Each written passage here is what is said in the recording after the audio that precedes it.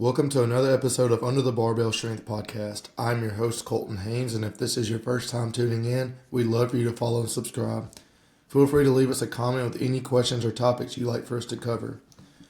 The purpose of this podcast is both educational and an opportunity to showcase some incredible coaches I've had the privilege to meet throughout my journey in the strength and conditioning world. I think listeners will enjoy the diverse range of guests who will share their experiences in coaching, enhancing athletic performance, nutritional strategies, speed training, and exploring the mentality of being a strength coach. By uncovering the weight room philosophies and strategies that make these strength coaches successful, you'll gain valuable principles to elevate your own team's performance. So join us as we grow together one conversation at a time.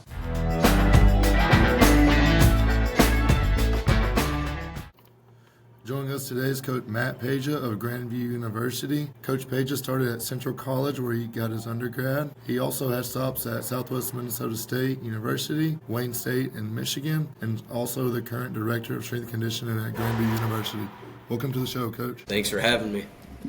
Yeah, so early on in your career, you obviously done a lot of internships and been around. Talk about how you started and got into strength and conditioning. Sure. So I originally graduated from Central College in Pella, Iowa. I went there to play football. Didn't really work out. I had several concussions, and our strength and conditioning coach at the time, Jake Anderson, kind of saw my passion for that side of it and had asked me to kind of intern as I was going through it as far as figuring out if I was going to continue to play ball or not. And that was just kind of a way for me to keep the athletic outlet, but find a different way to serve. And, I interned with him for 3.5 years in my undergrad and got my degree in strength and conditioning. And then I did another internship with University of Notre Dame on the football side of things, but kind of got to see everything because anytime I had downtime or got a break, I tried to slip away to the other facilities and help the other coaches out with different sports.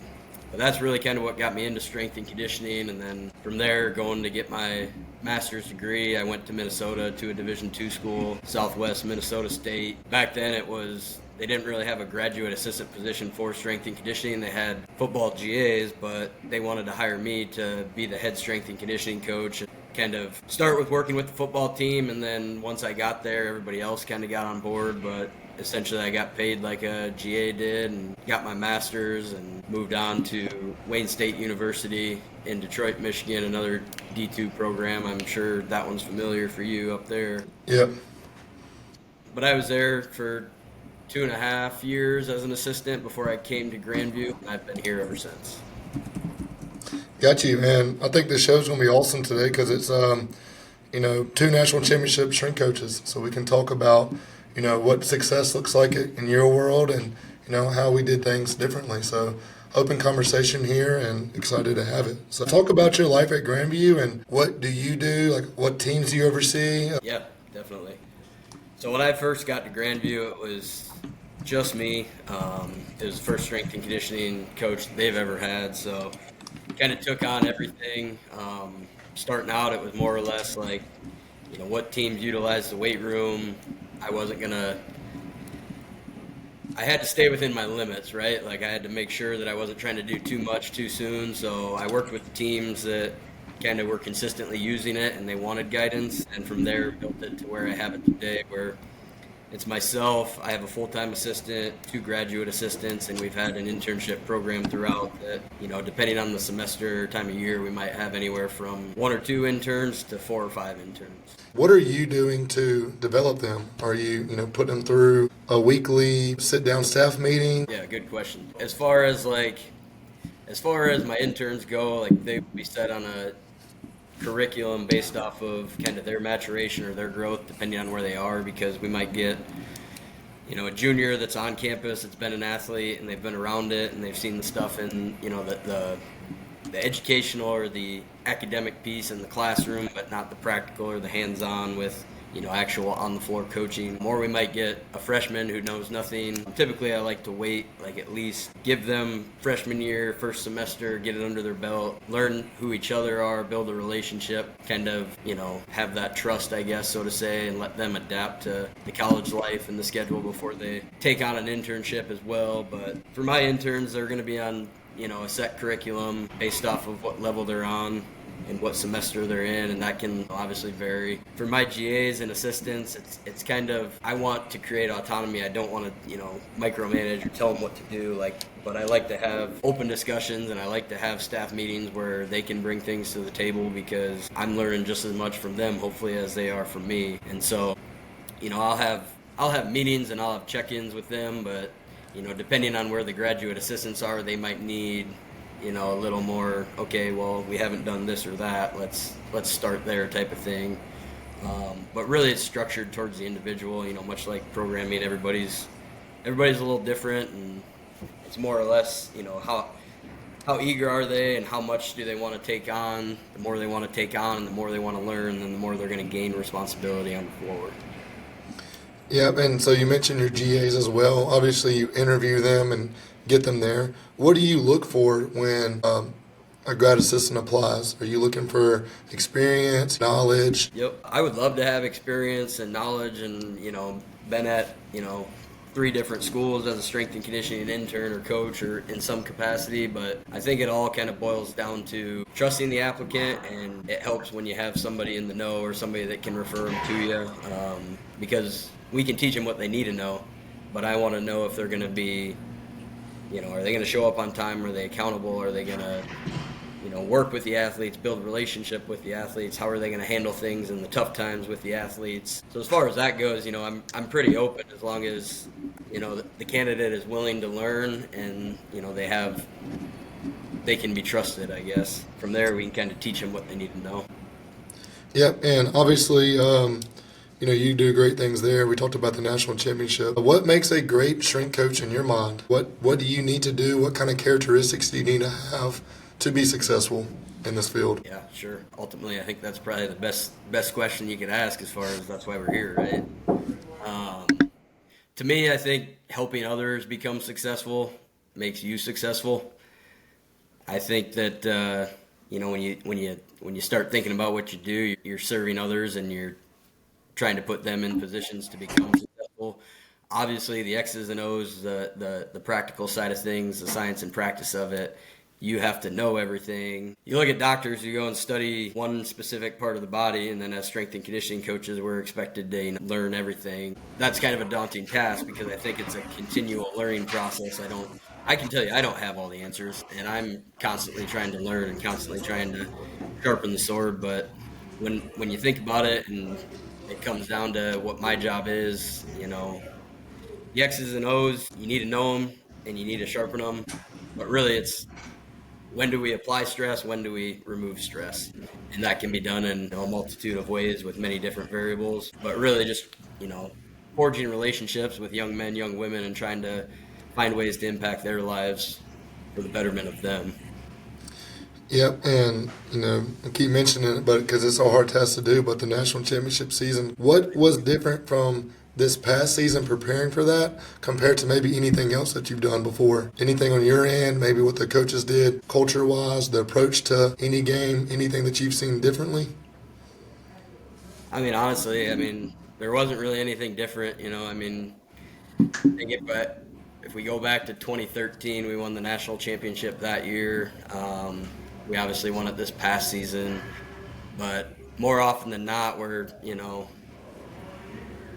flirting around quarterfinals, semifinals. We made it to the national championships a couple of years back. We ended up losing to Morningside, another Iowa school in the NAIA. Our wrestling program has won 13 national titles. Our men's volleyball program has won, a few national titles. And I guess just across the board, without, running on with it, we're surrounded by success when it comes to the win-loss column, or, across the board with Grandview. So that's very fortunate, just to have those people in our hallways and around, just to constantly be associated with. So as far as the actual work goes, I don't think there was any secret sauce or anything like that. It was constantly just trying to find the right tools for the right jobs and get people in the right seats and get them bought in. And I think, I don't know if it was anything that we did differently per se. I think it was the group of guys that we had were unmatched, and they were in it for each other, and they were locked in, every week, no matter what we were doing, training wise, practice, meetings, all that stuff. I mean, it's a haul, as you know, but the guys just were in it for each other, and I think that's ultimately what kind of just made them want to keep playing each week. Talk about philosophy and methods that you like to incorporate to everything. Is there like a staple in your program that you like to do and make sure that everyone can do? When it comes to philosophy, I mean, obviously we're doing a lot of different things, or a lot of all strength all strength and conditioning coaches are doing a lot of similar things. It's just a matter of how you do it and why you do it or when you do it. You know, I feel like I think the biggest thing is just consistent, continual coaching, right? Like, we could write the world's best program, we could pull out all the stops, all the tools, the bells and whistles, but it's just, you know, our coaches do a great job of bringing in athletes, and then as strength coaches, we need to make elite movers, and that takes constant, continual coaching, and never kind of, you know, just assuming like, okay, they know what they're doing, and we'll just let them roll. So from that standpoint, you know, philosophy-wise, I think, you know, obviously we want to increase injury resiliency. We want to improve or maximize athletic performance. We're going to do so with multi-joint, three-dimensional movements, you know, ground-based, all that type of stuff. But when you start getting down to it, it's really like, how are we becoming better movers? Because when you look at the foundational pieces of the human body, right, we're talking about football, but you go to any sport, you're still training the human body to work in, you know, all those different things, produce power and produce speed and increase strength and all of those different intangibles. So when you start thinking about like programming or methods, you know, linear, nonlinear, concurrent, conjugate, triphasic, vertical integration, I mean, list goes on, right? I think it's, you know, I don't necessarily pigeonhole myself to one of those specific forms of programming. I've used a lot of them for different sports at different times. But I think for me, it's, you know, we're going to train total body. We're going to, you know, respect not only like looking at starting with our high CNS to our lower stuff, but also think about, you know, joint mobility versus joint stability, and respect that. Respect the agonist to antagonistic musculature. So we're going to train total body every day.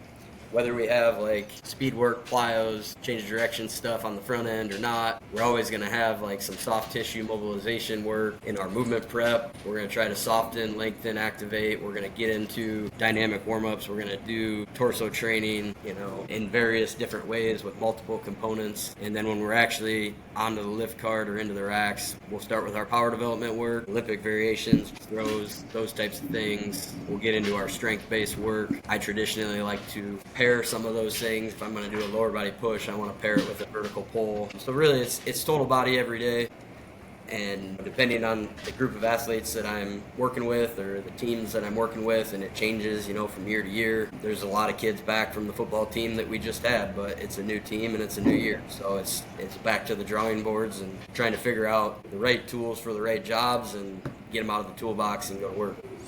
Yeah, and for the audience listening, we talked about it earlier, but we were lucky enough to get one of your players transfer to Fair State, and that's really one of the reasons I wanted to reach out to you, because we do a lot of the same stuff. He mentioned how, you know, you do run some triphasic, you do run some conjugate. I do believe that is what makes a strength coach, you know, special. You know, not that there's any secret sauce or anything. You know, you're not reinventing the wheel, maybe to an extent, but it's cool how he talked about, oh, we did that at my school. We do these too, and it's not too much new that he has to do. And I just thought that was really cool, and that caught my attention. And what really made me want to, you know, reach out to you and talk about everything. You kind of mentioned cards earlier. Is that how you run your program, where the guys come in? Is it based off of cards? Is it the workout on the TV and you're kind of leading everybody through it? Talk about how you program for your team. Yeah, so when I got to Grandview originally, it was, you know, I used to use Microsoft Excel, and we would make individualized lift cards for each kid in each sport. But, you know, now we have Team Builder, and so everything is kind of, I still program in Excel, and then I upload it to Team Builder, and then the kids have it on an iPad on every rack. So, you know, that it's obviously, you know, 2025, it obviously helps to have some of that technology. It makes things a little slicker. It makes it a little easier when, you know, you're trying to instead of printing off 800 some lift cards each week, you can have it right there and not have to cycle through so much of that. But yeah, I mean, that's kind of in a nutshell, I guess, how I do it. Yeah, you mentioned the iPads. How big is your weight room size, and what sets the Grandview weight room apart from other people? Our room is 3,100 square foot, so it's not very big. We're sun up to sundown, just like every other strength program in the nation, pretty much. But having, a small campus size, I would say, 700-800 of those kids are athletes, and so it's constantly trying to get them in and out, efficiently but also effectively. So we have 3,100 square feet. We have 10 racks. Our facility is power lift racks, and we have 10 racks, 10 platforms, 4 posterior chain developers, the glute ham reverse hyper combo. What else? So yeah, I mean the biggest thing is, right, it's not the tools, it's the people that are coaching at the NAIA level. It varies from school to school as far as what you have access to as far as coaching goes, but we're fortunate enough to have anywhere from, at minimal, 4 coaches on the floor at one time with a team, up to 6, 7, 8, depending on interns and where they're at in their development as far as what responsibilities they may have. So from that aspect, I think that's what helps us the most, is just that constant eyes on coaching and working with the kids, building the relationship with the kids, because I mean they don't care what we know or what we tell them unless they know that we're in it for them. Yeah. So having more people like that, where when I first started out, it was just me. It was guard was always up because it was managing something or other and making sure that we still trained in a safe environment and we weren't getting our kids hurt in the weight room. And that's allowed me a little more freedom, I guess, to open up some of those avenues. Yeah, what would you say if a former player was to, if I was to run into them and they talked about you, what would they say your culture would be like in the weight room? Tough question, I know. I think culture is a tough word because, you can't put a word to culture.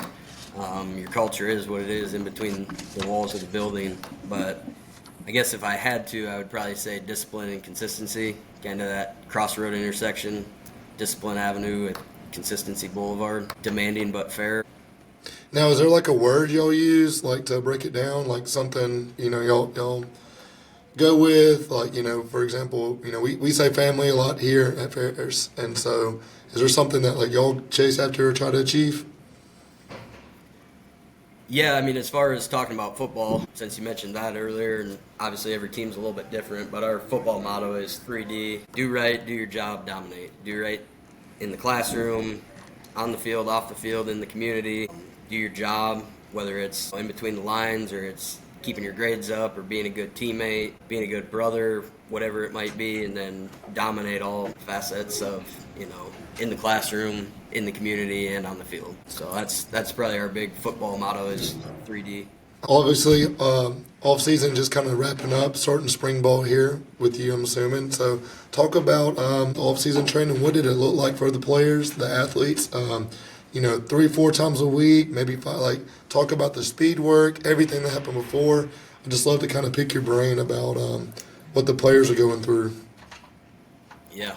So our off season looked a little different this year, obviously with the long season and winning the national championship. So it was a lot of, it was kind of 2 roads divided, because you had the guys who were playing deep into the season, late December, and then you had the developmental 2 deep groups that were maybe a little more hungry and more. Yeah, because when was y'all's national championship? Y'all were after the new year, correct? No, it would have been, I think it was like December 19th or 20th or somewhere right around Yeah, there. yeah, that's right. Same time Yeah. as us. But I mean, you think about it, they go home for 2-3 weeks and they're back at school right after. So like you said, that is a quick turnaround. And it was, not only with that being a quick turnaround, it was a little bit different with our coaching staff. Kind of got shaken up a little bit. Our head ball coach went to Drake. He took the head job there. Our offensive coordinator went to Central Michigan.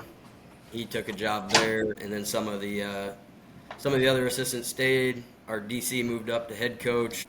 some of the other assistants stayed, some of the other assistants left. So I think that was just, I'm bringing it up because, it's, again, going back to knowing just when to apply stress, when to remove stress. I think that really, just the overall stress of it, like we finished the season, the kids find out, it didn't happen to be the best way just because of how late our season went and going right from playing in the national championship to Christmas break. And, those kids found out that news, and then you roll right into the new year, and it's just, Wow. they only had a couple of weeks to turn around and come right back to it. But, I think the fortunate side of it was we were very healthy all throughout season. We made tremendous progress throughout season, so it wasn't like we were maintaining by any means. We were able to kind of get back into things pretty smoothly. But that being said, you still got to account for like all the articular stress and the nagging stuff that you have throughout a season, trying to find ways that are maybe a little more joint friendly for the guys that, did have that long season. So we had kind of two separate programs working this off season. All our guys trained 4 days a week, Monday, Tuesday, Thursday, Friday.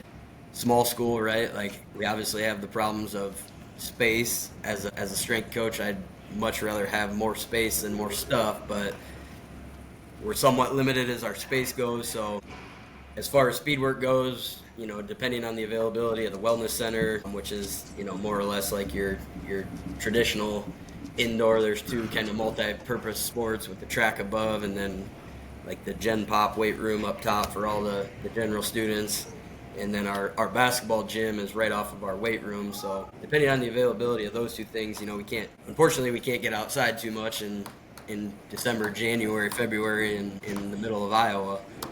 So trying to stay indoors with that. We would typically do our speed stuff on Monday, and we would kind of split the two groups. We would go skill guys and then line and semis, and we would do some dynamic effort work in the weight room, and we'd work on some of our dynamic effort, some of our plyos, so jumps and breaks type of work. And then in the wellness, we would do more of our acceleration, change of direction work, getting towards top end speed or trying to train velocity. But again, what's the cost of being inside with limited space on maybe not the best surface, risk versus reward, I guess, or the orthopedic cost of, somebody getting hurt doing that. But we worked our way to that with, our flying tens, and we were able to test those in the last couple of weeks before the kids hit spring break. But that would typically be a Monday, and then they'd kind of switch, I guess. And then Tuesday, Thursday is more of our traditional strength power type stuff. And then Friday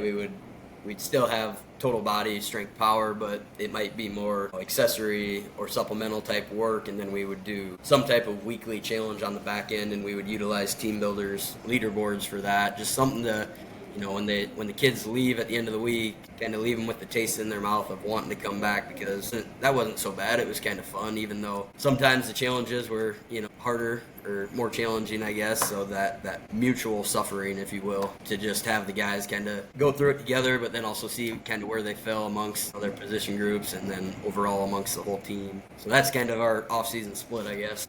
Yeah, what's the timeline like for the speed work? Are you spending 45 minutes, maybe speed work outside, and then, maybe an hour in the weight room? What's the time frame look like? Yeah, good question. So in our off season with that limited space, because we're pretty limited, only having it on that kind of first day of the week, we have the whole hour blocked off. I think we actually might have even blocked like an hour 15, hour 30, but I don't want to train them over an hour. So typically it's around 45 minutes to an hour, just because of sheer numbers, right? Like, it's not, we don't have 35 skill guys, we have probably 70 some skill guys.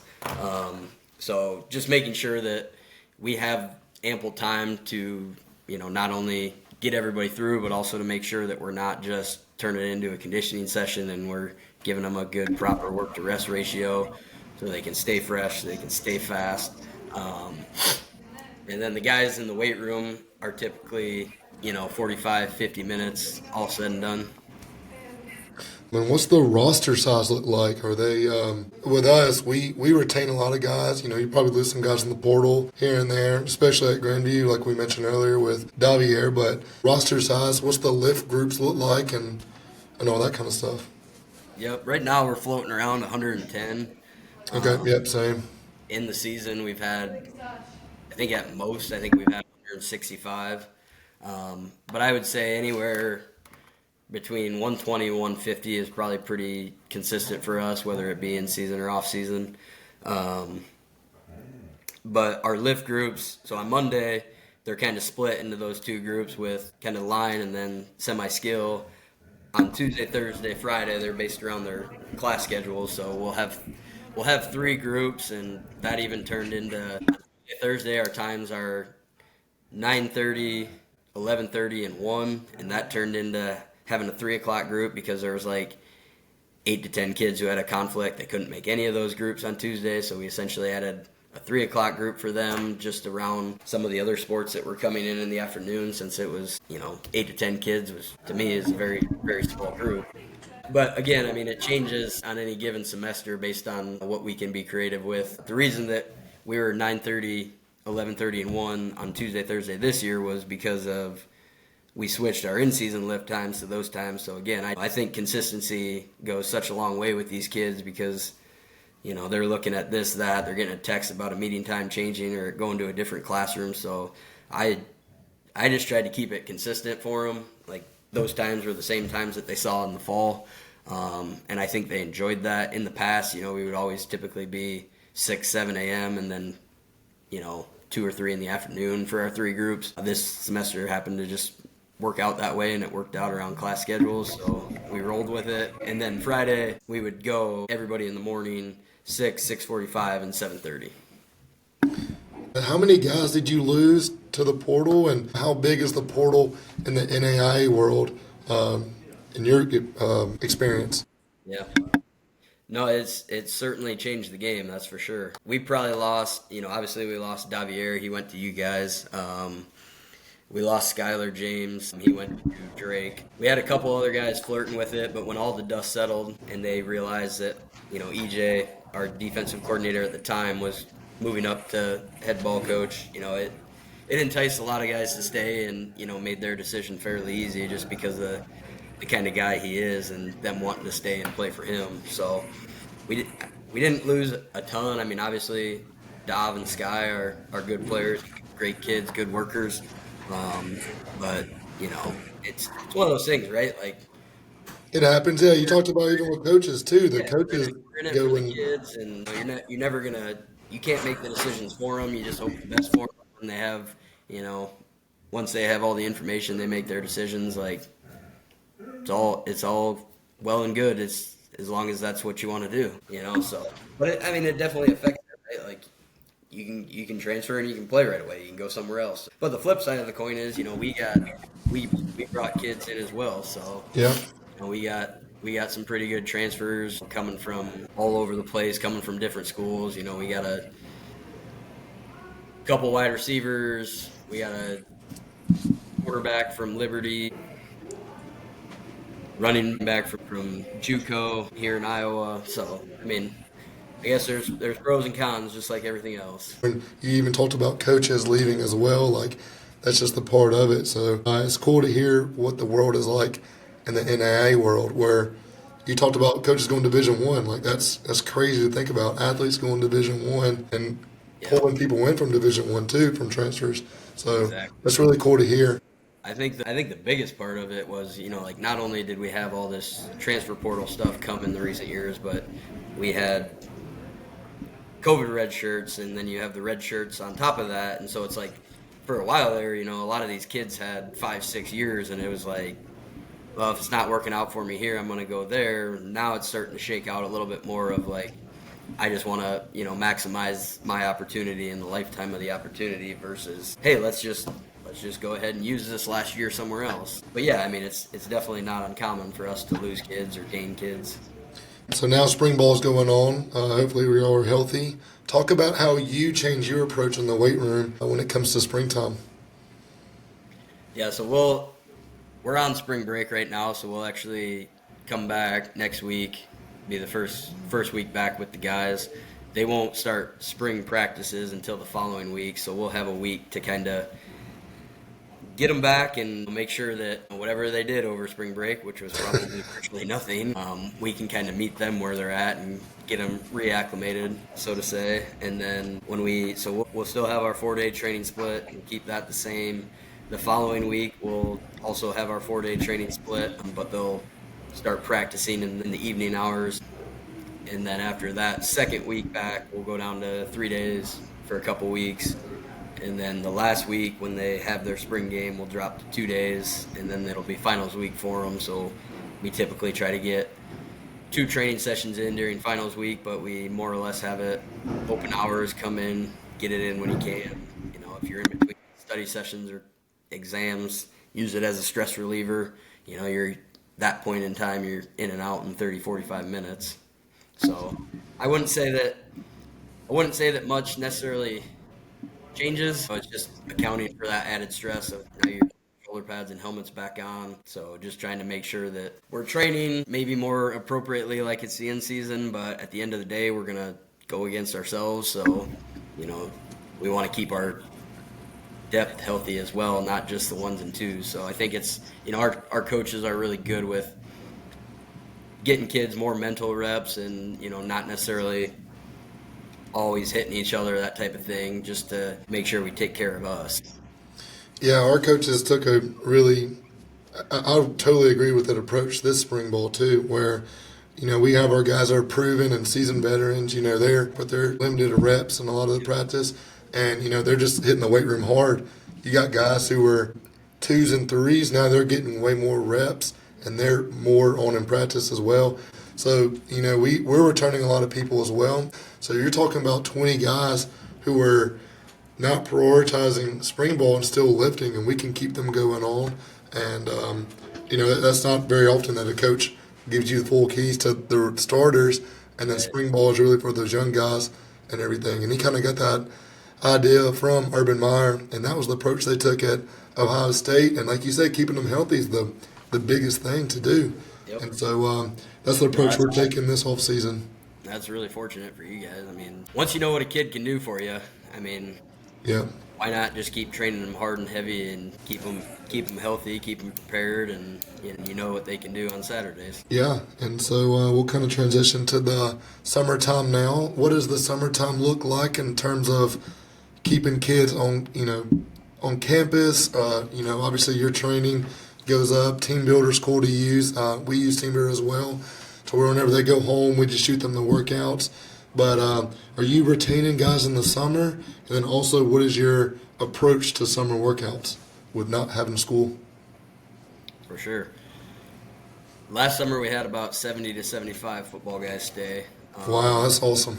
It was great. And obviously, our season, it paid dividends, that's for sure. Yeah, and that's how you tell successful programs for you get the guys 3 weeks before their first game. Like, of course they're not going to blend well and mesh well. So I think the biggest difference in Division II and Division I is keeping guys all summer. Yeah, no, it's a great question, and obviously we were very fortunate, and it sounds like we're going to have a good group of guys around as well. But, how we do it, obviously we can't force the kids or make it mandatory to stay. They know the importance of it. They're around it year-round. They've seen the success of it. But really we're open to all our athletes in the summertime. It's those who choose to stay around and train. So we'll have other sports as well, but football is obviously, a large majority of them. We'll still train 4 days a week. We used to stick with Monday, Tuesday, Thursday, Friday. In the past 2 or 3 recent years or so, we've kind of switched to Monday through Thursday, more or less give the kids a little bit of say, let them feel involved, and kind of see where they, what they want to do, what's their summer job situation look like. It's still their summertime, they want to enjoy it, and I'd be lying to say that as a coach, we don't want to do that either, or we don't want to do that too. So we've switched to Monday through Thursday. Typically we have a 6 a.m. group and a 7:30 group, Monday through Thursday, and they'll have Friday, Saturday, Sunday off to rest, go do what they want, have fun, enjoy themselves, work, what have you, whatever they need to do or whatever they want to attack with that. And I think that's been a big selling point too, because although I'd like to have that rest day in the middle of the week, in the past when we'd go Monday, Tuesday, Thursday, Friday, our attendance on Friday would drop because I gotta travel out of town, or oh, I can't make it, or, whatever. And so I think the guys just realizing that, yeah, it might be 4 days straight of getting up early and going to work. It also kind of made it a little bit better for them because they realize that they can work hard on the front end of the week on the first 4 days and then kind of earn themselves that 3-day weekend. And we haven't, like, on having that last day on Thursday, we haven't seen many of our guys drop off as much. It's been consistent all 4 days. Usually that's that's more our more intensive conditioning days. We'll do a lot of contact preps. We'll do a lot of, stations or, drill work, partner stuff, competitions. It's that kind of mutual suffering or mutual hardships, not just running, I guess. So it's helped kind of retain some of those guys around for that last day when you want to finish the week strong. Yeah, definitely important to listen to them too, because from the transition from my old school to this school, that's what I wanted to do, and I saw it as the same thing. Like Friday, everybody's always leaving. So in my old school at Delta State, we would do that Monday, Tuesday, Thursday, Friday.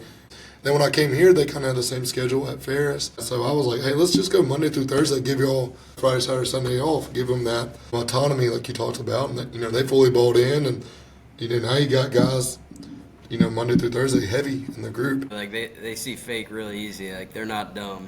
They may say some dumb things from time to time, but they can see right through it. And you give them a little bit and take some ownership in it, create that autonomy. And, like, at that point, they feel like it's almost like, well, this was my decision, it's on me, so I think that certainly helps to keep them involved and treat them as, as what they are, maturing adults. Yep, and you kind of mentioned too earlier, basically transition to more on the field type stuff in the summer. So whether it's speed work or ground contact and all that kind of stuff, that is the approach you're having to where we're moving. Are they running routes, football specific things? How much are you giving them the autonomy to do football specific stuff in that? Yeah, so I guess to clarify more of like our training split through those 4 days, Monday, day 1, day 3, Monday, Wednesday is going to be more of we're going to start on the field.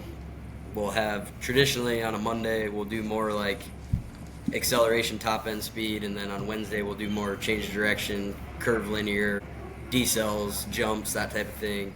So we'll start on the field day 1 and day 3, and then we'll go to the weight room and we'll finish there. Day 2 and day 4, we'll kind of flip-flop that with starting in the weight room and finishing on the field with more of our conditioning.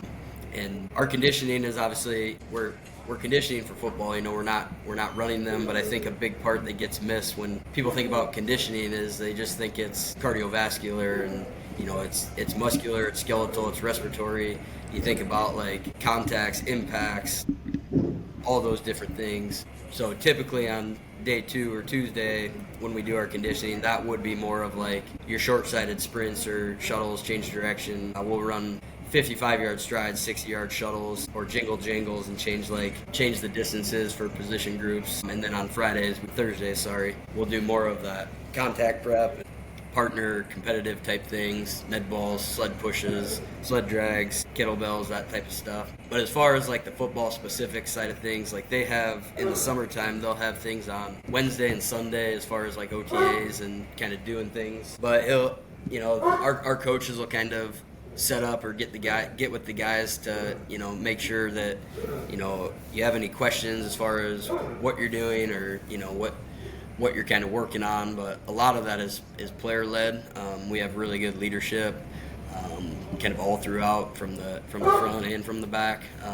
But even in the last few weeks of our off season before spring break hit, a couple of our quarterbacks kind of took initiative and they, got access to Recplex, which is just like an indoor turf field here in Des Moines, and they kind of scheduled that for all the guys to get out there and just, linemen were doing their drill work or footwork, and receivers were running routes and they were doing 7-on and that type of stuff. So a lot of it is, player led, but in the summertime we'll try to use different implements or apparatus in our speed work as far as, we might not get a football out and try to, I mean, to me, like, right, when you're training, it's not, like, there's specificity to the sport, but as far as sport specific goes, like, I'm not gonna make my quarterback throw a heavier football or anything like that and mess up his I mean, You know what I'm saying? Yeah. So as far as that goes, we'll have like tennis balls or soccer balls, volleyballs. We'll have a football out there from time to time when we can,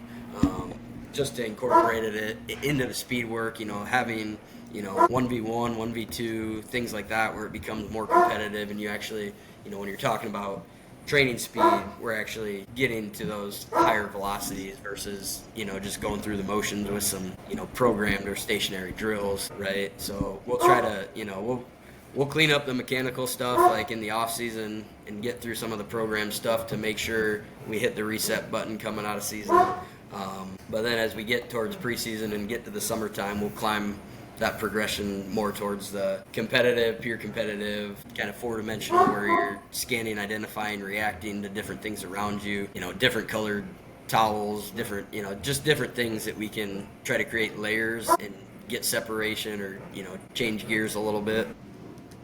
Awesome. Yeah. And everyone's favorite topic is in season. So you get done with the summer, obviously transitioning not only to camp, but in season. And you mentioned it earlier, the number one priority is keeping everybody healthy. That's the biggest thing, not taxing them too much in the weight room or, trying to listen and feel a feel for them. So how do you, like you said, longevity throughout the season, how do you keep your guys healthy, and what is your approach to the off season or in season? Sorry, excuse me. Yeah, no, you're good. I was following you there. Yeah, so obviously when we get in season, like that's when it matters most, and there's some people or coaches that think that we need to train hard in the off season and then we'll reap the rewards in the in seasons even if we don't do anything. That's not us. We still train hard. We get after it, obviously all season long.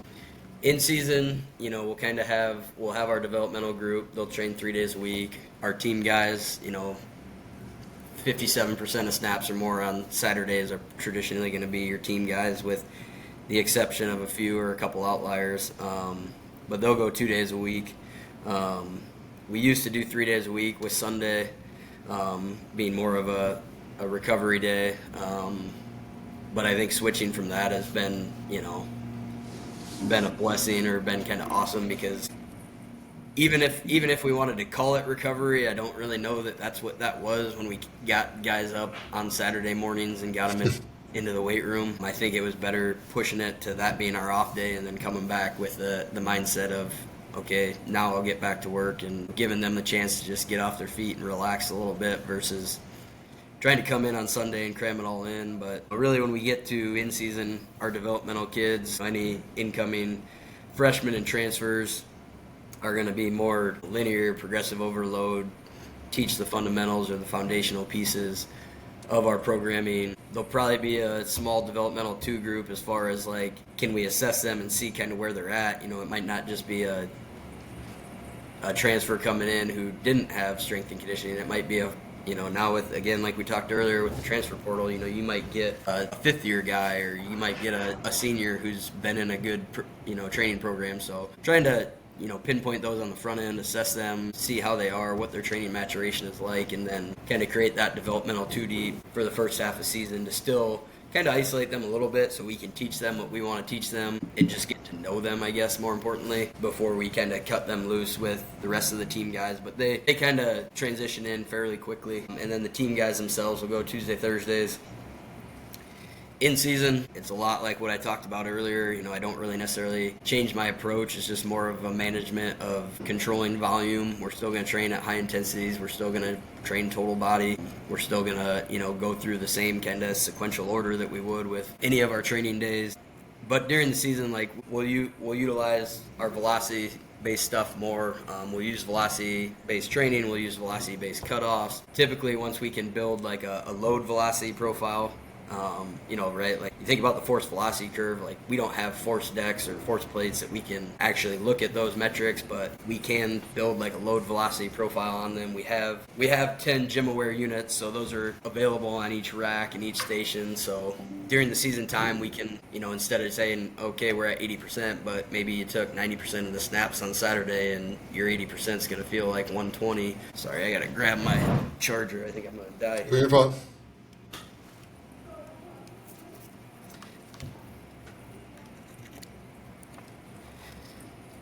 But we'll try to use a little bit more of that once we kind of have, looking at the force velocity curve, finding out where those weaknesses may fall. We can pinpoint more so like, we want to fill those buckets up if they're lacking versus pour something into a bucket that's already overflowing. So we can kind of get a little more specific with those traits or those qualities. We can also measure, instead of just giving them flat loaded intensities, we can have gym aware units on the bar, and, whether it's trying to move submaximal loads at maximal speeds, or we're trying to have a velocity-based cutoff without going to failure or anything like that for, heavy absolute strength. We'll kind of rotate those bi-weekly. What else? As far as like KPIs or metrics kind of in season, like you put the vert mat out in the room and energy goes way up. I don't necessarily want them jumping a ton, but because they're getting plenty of that, but we'll get vertical jump tests, probably bi-weekly, and then in between that bi-weekly we'll also do like our RSI testing just to kind of see where those two fall and make sure that we're still progressing. We'll do our dynamometer testing.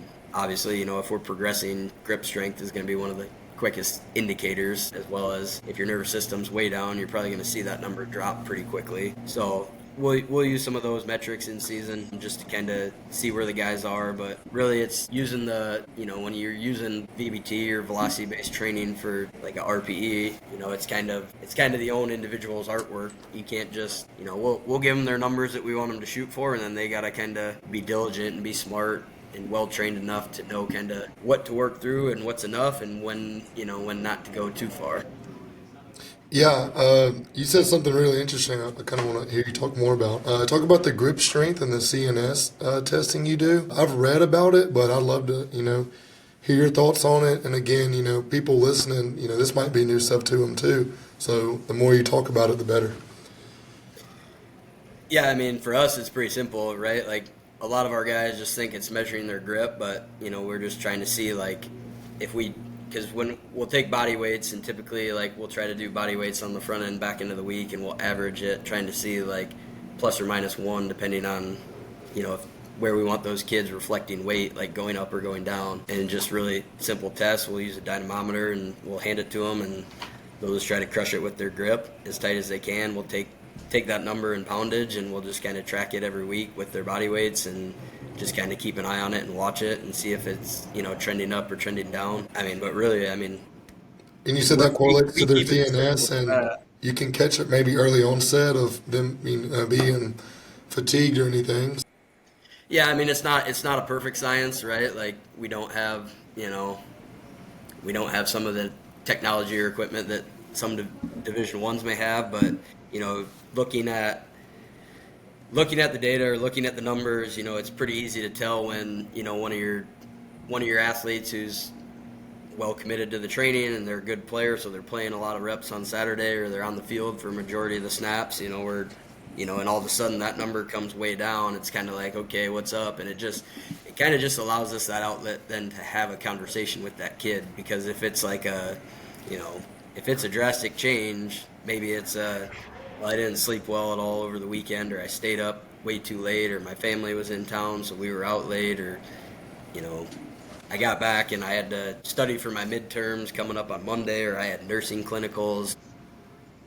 That's a great metric to measure. You know what I mean? Like, again, I read about it over a year ago, so I've heard of it, but it's an awesome thing to measure as well. So what other metrics do you use to track maybe anything like that? So we'll use our jump pad. We'll do vertical jump. We'll do broad jump. We'll do like our reactive strength index. We'll get our RSI jumps. I just, looking at not only jump height, but also like their bounce or their twitch. We'll track kind of some of the more traditional things: clean, bench, squat, military, rows, those types of things. I guess over the years, I'm not so wrapped up in just seeing numbers. If you're training consistently and you're doing it, you're doing it with intent, I think those numbers will take care of themselves. I think a lot of our beginner, like our developmental crew, like we can pick the low-hanging fruit with some of those, but when we start to look at some of our baselines as far as like, looking at relative strength based on body weight, body height, once you can prove a certain point, now we got to figure out a way to continue to advance you, and that's when you start looking more towards speed strength, speed, and kind of changing gears on that curve. And so, once an athlete becomes proficient in some of those kind of baseline relative strength numbers, it's time to progress them, move them forward into something that might be a little more fitting to them. That's awesome. You talked about technology as well too. So what technology do y'all have, or do you wish you had? right? So we still kind of we still use just the speed trap timers when we do 10-yard excel, flying 10s, anything like that. I'm not a big 40 guy.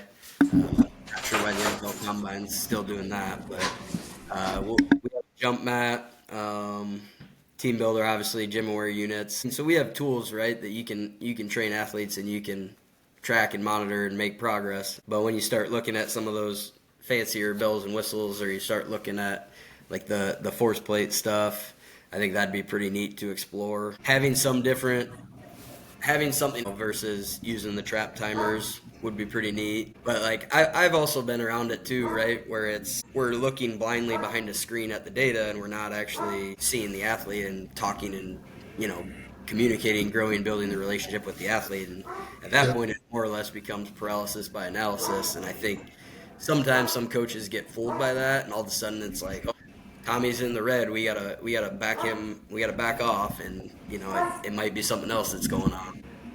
What do you wish you would have known earlier or sooner? That for these young strength coaches, maybe they can learn from something. Yeah, good question. I guess for me, I was fortunate. I figured it out fairly quickly, just as far as this is what I wanted to do, right? I don't have all the answers as far as that being fairly quickly. I'm still learning those types of things. Freshman year of college, knowing that I wanted to be a strength and conditioning coach was probably pretty rare. But that obviously allowed me to have more time kind of with some of my mentors and some of the coaches that, poured into me and groomed me to who I am today.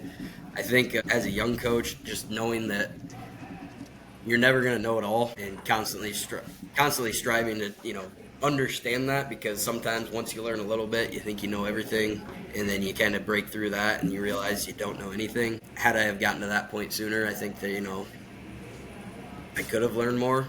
Yeah. Not that I'm not continuing to learn, because I certainly am. I'm meeting, having different talks with different coaches all the time, going to clinics, going to conferences, articles, videos. That's one cool thing that, from when I started till now, just with social media and being able to connect easier, it's at our fingertips, right? And as a young strength coach, I didn't necessarily have all of that. It was more legwork to get the contact information, reach out, set something up, have to actually go physically on a visit versus a video call or anything like that. So obviously the fact that you're going to constantly be learning, and everybody has something that they can probably teach you, even the things that you learn that you don't like, you learn that you don't like them, and it helps you kind of figure out who you are as a young strength coach and grow into who you want to be. So just using those resources and building your, not to be cliche, but building your network, because who is probably going to get you the job. What is probably going to keep you in it and determine if you're successful in it or not. Yeah. Are there any, to stay on that same topic, is there any books, reads, or articles that you would recommend for any young strength coach? Probably not too uncommon as far as the X's and O's or the science and practice. When you're looking at super training, science and practice, agile programming, Mike Boyle's stuff. I think his newest edition of functional strength training, obviously functional is a very loose term in our community, but more or less foundational, you're training an athlete, you're not training a bodybuilder, CrossFitter, Olympic weightlifter, those types of things. Charlie Francis, all of those things. When you start trying to do something new, chances are somebody's already done it before. You just got to do a little bit of research to find it, or realize that it's maybe not new. But there's obviously cool things or different ideas of programming out there that coaches are kind of getting into and exploring. The one I've been looking at lately is Coach Eisenhower's at Arizona State, the high-low force system with his basketball players. I know we've been talking football, but yeah, that's one that my assistant and I have been kind of exploring more so with, because he works with our basketball team. So just kind of discussing with him and trying to figure out how we can integrate some of those types of things, and is it something that's feasible for us? Yeah, it's cool you're talking about the newer stuff, because I met one of your guy you worked with, Ruben Mendoza at Wayne State. He's very old school, so it's cool that you're doing the other end of the spectrum too. Yeah, Coach Mendoza's a great guy. Notre But Dame legend, huh? something like that. But yeah, I mean, like, I think, as far as the young coaches, I think for me, like when I develop an intern curriculum, I'm not going to start them with any of the things that I aforementioned just because you've probably seen it. Like, there's people that think they want to be into strength and conditioning, and then as soon as they get in it and see the hours and the labor and all that type stuff, it's like, nope, this isn't for me. So usually when I start with my interns, it's more or less like the leadership, the ownership, like business models, entrepreneurship, like all things that can still be relevant no matter do you stay in strength and conditioning or do you change gears and go somewhere else in, exercise science, kinesiology, or do you get into something completely different? Usually when I kind of work with young interns, that's kind of where I start them just to see, because it's all relevant, right? Like knowing all those things, was it Dale Carnegie, How to Win Friends and Influences, or How to Win Friends and Influence People? Like, I mean, you can read that book over and over and still find something good out of it. I think one that I read, or a couple that I read, like when I first started, were Make the Big Time Where You Are, and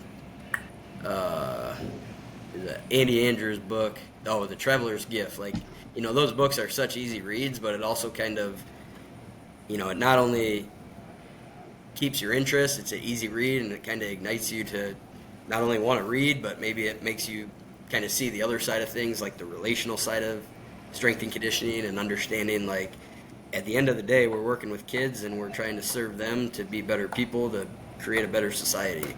Like, the wins and the progress and all that stuff along the way is fun, and obviously we have to see it or we wouldn't be very, very good at our jobs. But I mean, at the end of the day, that's why we're in it. Yeah. And then last question, is there any shout outs to give out? Shout outs, huh? Yeah, I mean, obviously I've had really good mentorship along the way, starting with Jake Anderson when I was back at Central College, and then, later in my years I had Kyle Johnson for a short bit, but from there, going to University of Notre Dame with Coach Mendoza, like you mentioned, and his staff and those types of people. Ultimately, I think, those coaches that helped kind of get me started and pour into me to help me grow. And then obviously I think, like all the people that I was, whether fellow interns or other grad assistants or other assistants, and, like the coaches along the way that you maybe become a little closer with just because, you're going through it together, so to say. Shout out to all of them for sure. And obviously my wife, Michelle, like you can't be a coach if you don't have a wife who supports it, because we're going to work long They're troopers. hours, get little pay. So obviously allowing me to do this, something that I love, is obviously very fortunate for me. So definitely shout out to her. Well, again, Coach, thanks for joining the show and, giving your insight on everything. Yeah, appreciate it, Coach. Thank you for tuning in, and if you enjoyed this episode, don't forget to subscribe and leave a review. You can also follow us on Instagram for more updates at Under the Barbell Strength Podcast, and if you know someone who would love this episode, please share it with them.